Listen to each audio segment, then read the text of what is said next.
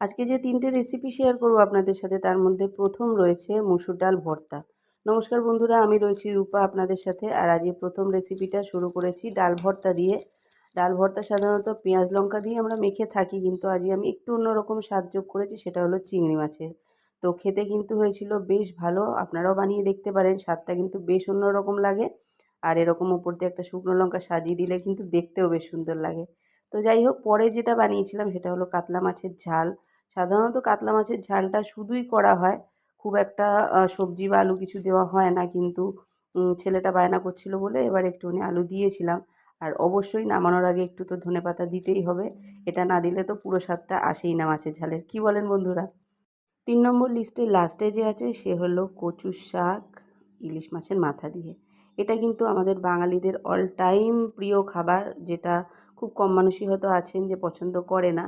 তো সেরকম আমরাও খুবই পছন্দ করি। তো আজই বানিয়ে ফেলেছিলাম কচুর শাক ইলিশ মাছের মাথা দিয়ে।